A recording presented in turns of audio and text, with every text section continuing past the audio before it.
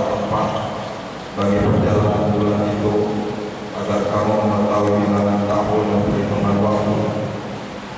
Allah tidak menciptakan yang demikian itu melainkan dengan hak. Dia menjelaskan tanda dan kebesarannya kepada orang-orang yang mengetahui. Al-Quran Surah Yunus ayat 5. Sadaqallahul azim wa Allah dan segala firman. Hadirin sidang jamaah sholat gerhana matahari yang Allah muliakan.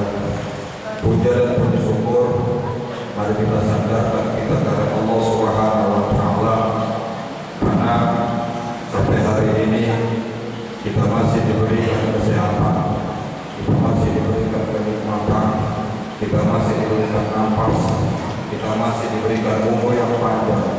Itu semua adalah kesempatan yang Allah berikan buat kita. Itu semua adalah tanda cinta dan sayangnya Allah kepada kita. Kita untuk diteruskan, diperintahkan, bahkan ditegur hati kita untuk selalu bertobat kepada Allah Subhanahu wa taala. Karena setiap yang namanya manusia, makhluk yang mengakui hamba Allah dan umatnya Muhammad sallallahu alaihi wasallam, pasti banyak dosa dan kesalahan yang selama ini kita lakukan.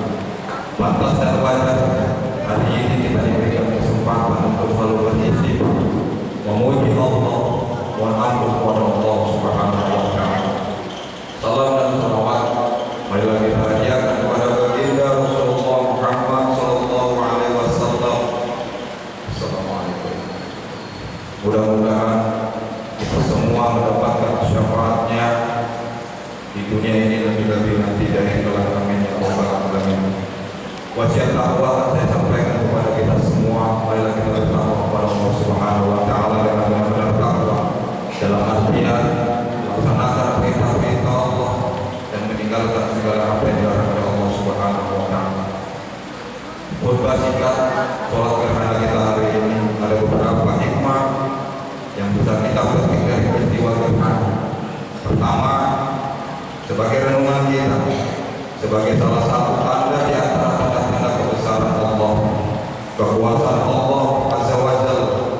Jika yang demikian mudah bagi Allah, maka lebih mudah lagi menghidupkan manusia, mematikan manusia, dan memberikan pembalasan bagi orang-orang yang ingkar kepada Allah Subhanahu wa taala. Kedua, untuk menakut-nakuti manusia agar mereka kembali kepada Allah Subhanahu wa taala dan berhenti berbuat maksiat serta mengisi hidupnya di dunia dengan amal yang saleh.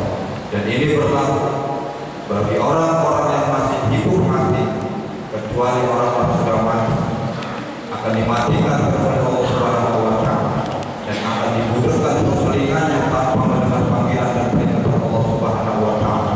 Innal ladzina kafaru sawa'un 'alaihim a'anzartahum am lam tunzirhum la yu'minun.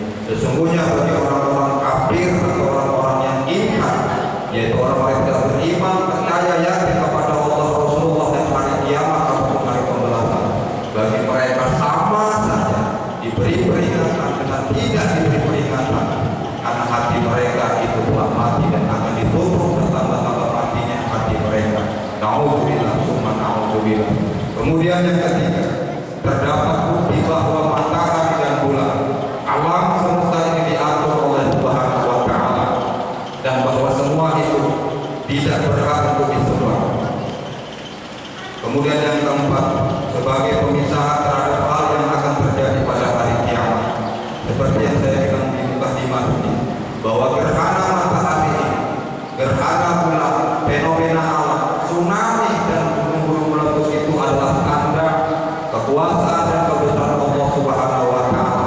Dan yang paling besar bagi iktibar bagi kita, itu semua adalah tanda-tanda kiamat bagi dunia, akhirnya dunia yang kita jalani ini. Maka dengan adanya hikmah gerhana ini, penting bagi kita untuk merenungkan bahwa dunia ini pasti ada akhirnya.